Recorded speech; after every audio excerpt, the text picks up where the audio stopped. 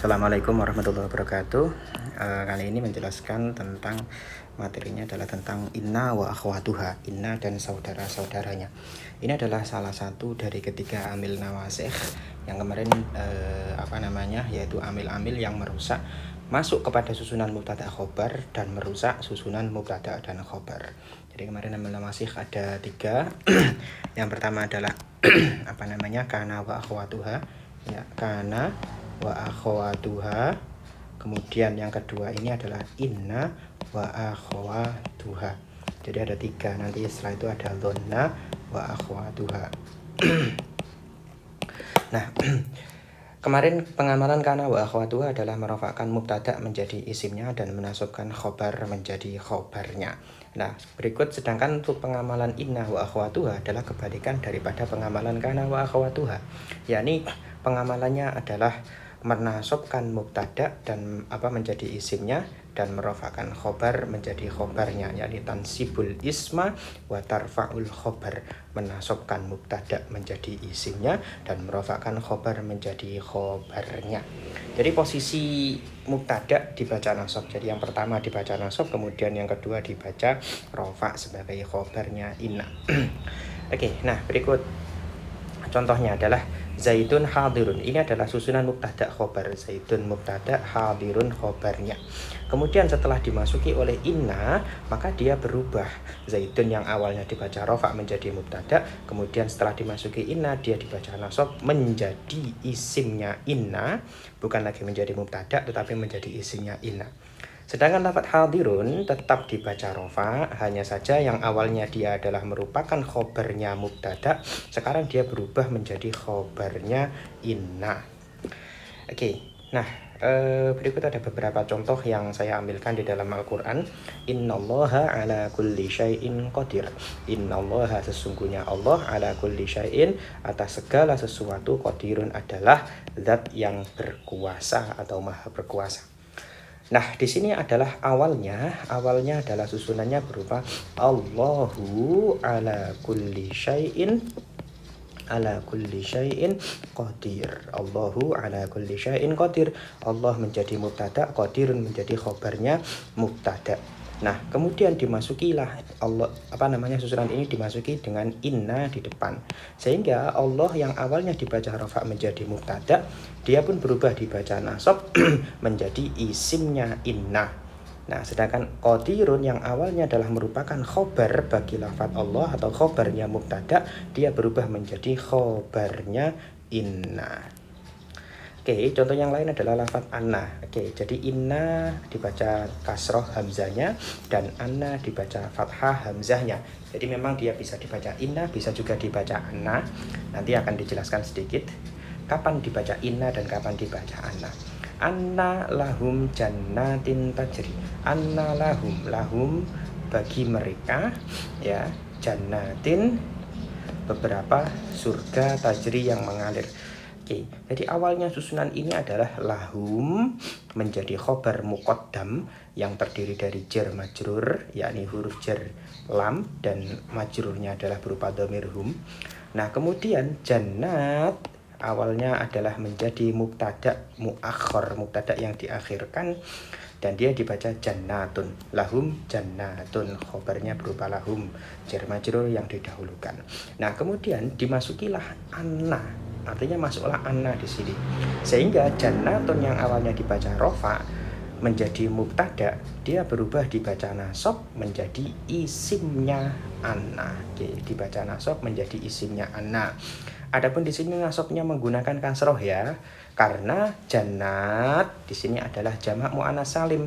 Jamak muannats salim ketika nasab dia ditandai dengan kasroh, jadi bukan dengan fathah. Kalau lafaz Allah tadi di sini dia adalah merupakan isim mufrad, sehingga ketika nasab dia ditandai dengan fathah.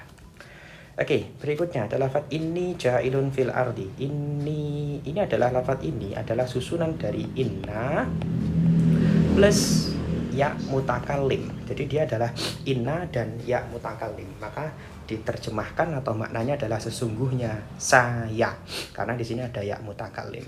Maka sebelum dimasuki oleh inna, susunan ini adalah ana ja'ilun. ana sebagai mubtada, jailun sebagai khobarnya. Setelah dimasuki oleh inna, ana pun berubah menjadi ya mutakalim. Dan ya mutakalim di sini adalah menjadi isimnya inna. Jadi isimnya inna adalah berupa ya mutakalim. Maka ya mutakalim di sini adalah mahal nasab. Ya, mahal nasab sebagai isimnya inna. Sedangkan lafaz jailun dia menjadi khobar. Awalnya di sini dia khobarnya mubtada, kemudian setelah dimasuki inna dia berubah menjadi khobarnya inna dan tetap dibaca rofa karena khobarnya inna dibaca rofa. Oke, berikutnya akhwatu inna ya, karena tadi inna wa akhwatuha. Jadi ada inna dan beberapa saudara-saudaranya. Artinya saudaranya itu adalah lafaz-lafaz lain yang bisa beramal sebagaimana inna, yakni menasabkan mubtada dan merofakan khobar tadi. Yang pertama adalah ada inna, kemudian ada anna, kemudian ada laita, lakinna, la'alla, dan ka'anna. Jadi 1, 2, 3, 4, 5, dan 6. Inna dan anna artinya adalah sesungguhnya, ya sesungguhnya atau bahwasanya. Laita seandainya, kemudian lakinna tetapi, la'alla semoga, dan ka'anna adalah seperti atau bisa juga seolah-olah gitu. Oke.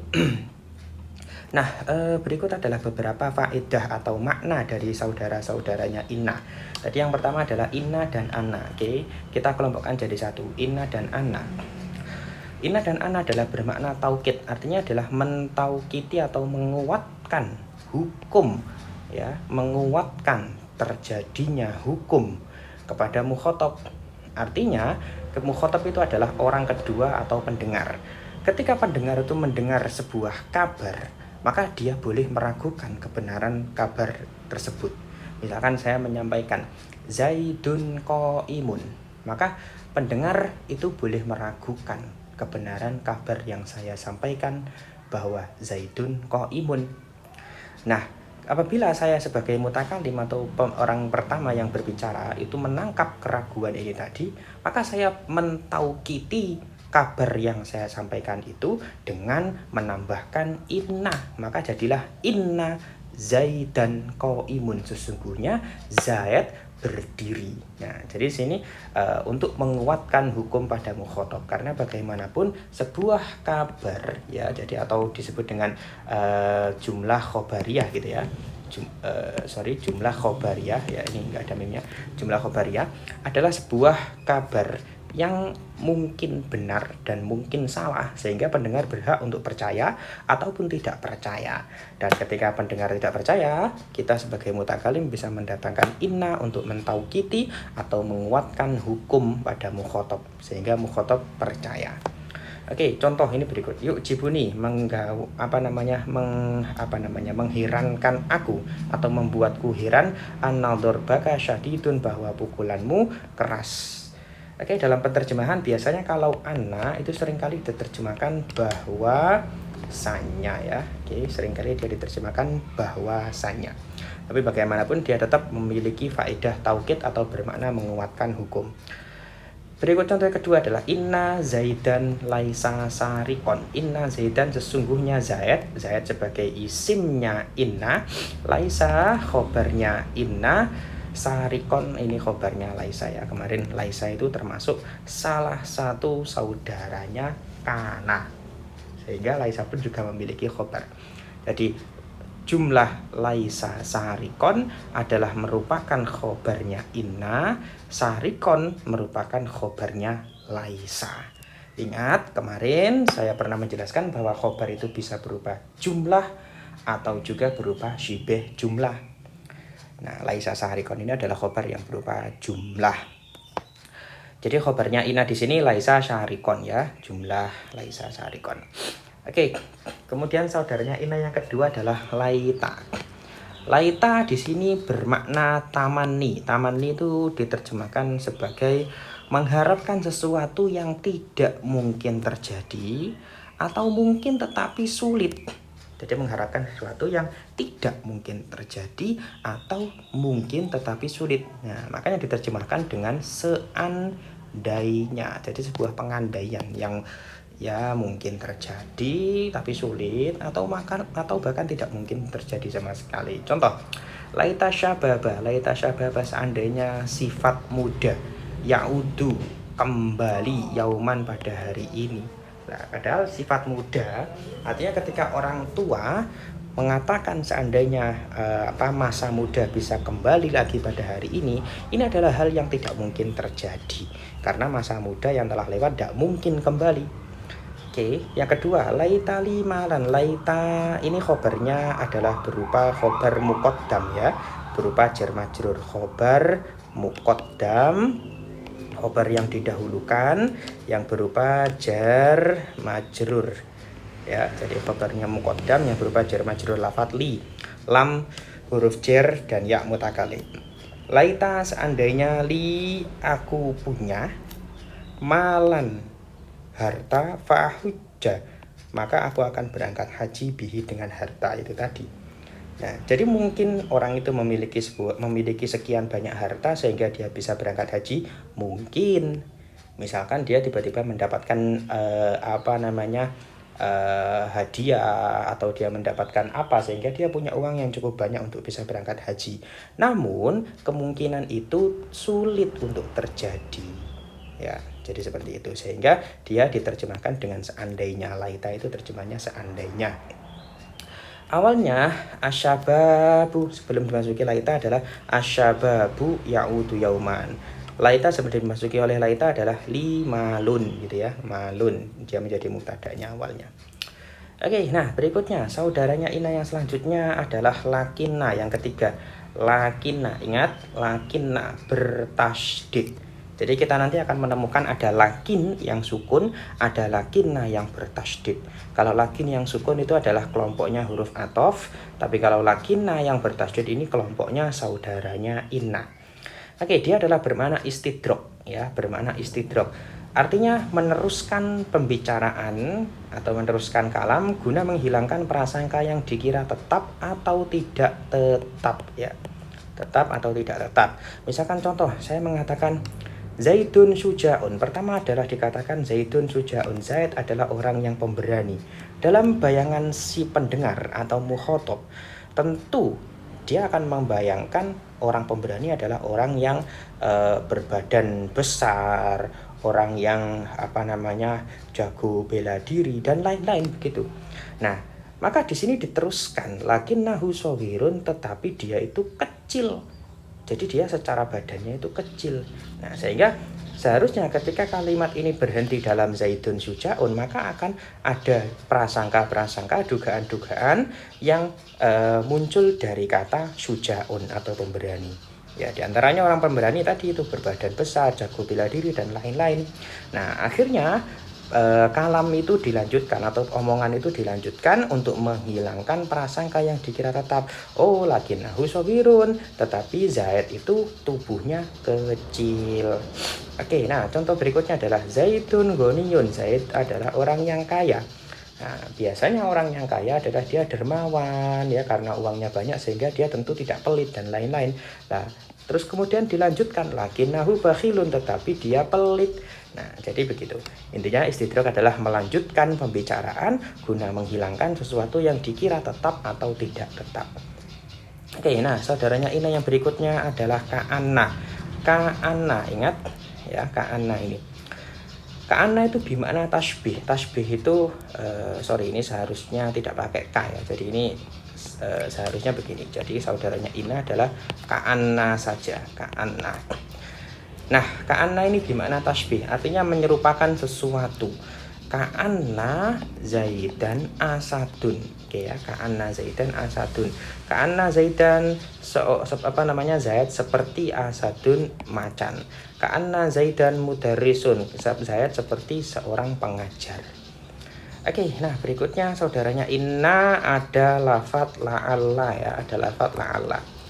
Lafadz la'alla ini memiliki dua makna. Yang pertama adalah makna taroji, yang kedua adalah makna tawakuk. Kalau diterjemahkan la'alla itu muncul makna semoga, kira-kira begitu. Lah semoga ini ada dua. Semoga itu sebuah harapan, doa. Ada yang baik ya, mendoakan kebaikan, ada yang buruk. Nah, kira-kira begitu. Ketika semoga atau doa tersebut baik, maka dia adalah kelompok taroji. Tapi ketika semoga atau doa itu buruk, maka dia adalah kelompok tawakuk. Kira-kira begitu. Nah, sehingga taroji diterjemahkan atau diartikan sebagai mengharapkan sesuatu yang disenangi terjadi. Sedangkan tawakuk adalah mengharapkan sesuatu yang tidak disenangi terjadi. Artinya mendoakan kejelekan gitu kira-kira. La'alla mahbubi, semoga kekasihku wasola hadir, ya, atau datang. La'alla mahbubi, semoga kekasihku wasola hadir. Jadi mahbubi sebagai isimnya la'alla, ya. Kemudian wasola ini adalah fi'il madhi, makanya dia memiliki fa'il yang berupa dhamir mustatir. Nah, dia sebagai khobarnya la'alla, ini berupa khobar jumlah fi'liyah. La'alla aduwi halikun, semoga musuhku halikun mati. Nah, ini adalah sebuah doa keburukan. Nah, aduwi sebagai isimnya la'alla, sedangkan halikun sebagai khobarnya la'alla. Oke, lanjut. Mata kusirat au futihat hamzatu inna, ya. Jadi tadi saya bilang ada hamzahnya inna itu dibaca inna, ada yang dibaca anna di fathah gitu ya. Bisa inna, bisa anna. Dua-duanya adalah bermakna taukid atau bermakna menguatkan hukum pada mukhotob. Hamzahnya inna wajib dikasrah apabila satu berada di permulaan kalam, ya. Jadi di permulaan kalam setelah titik atau tiba-tiba di awal paragraf dan lain-lain, maka dia dikasrah. Kemudian setelah haisu atau ala, ya, ala inna auliya Allah, ya, ala inna auliya Allah gitu ya. Kemudian menjadi jumlah yang diceritakan atau makul qaul. Qala, ya, qala Zaidun innaka karimun gitu ya. Zaid berkata, artinya makul qaul itu adalah isi ucapan Zaid gitu loh. Jadi qala berkata Zaidun, siapa Zaid, innaka karimun. Nah, ini adalah makul qaul atau isi dari qala. Isi kola itu apa? Innaka karimun. Zaid mengatakan innaka karimun. Nah, dalam keadaan seperti ini, inna hamzanya di kasroh. Nah, kemudian yang kedua adalah keadaan ketika hamzanya inna wajib di fathah, yaitu saat menjadi fa'il, naibul fa'il, maf'ul bi, mubtada, kemasukan huruf jar dan lain-lain, ya. Oke. Nah, kira-kira begini, ini adalah sebuah ringkasan lah gitu ya, kira ringkasan daripada dari pengkasran atau pemfathahan hamzah inna. Intinya apabila hamzah inna dikasroh, maka tidak boleh ditakwil menjadi masdar. Artinya dia tidak ditarkib menjadi apapun, dia berlaku hanya murni sebagai kalimat huruf biasa gitu. Dan apabila hamzahnya inna di fathah, maka boleh ditakwil menjadi masdar sehingga dia bisa ditarkib, apakah itu menjadi fa'il, ya, apakah maf'ul, ya, dan lain sebagainya. Jadi dia bisa ditakwil menjadi masdar. Misalkan ditakwil itu contohnya begini.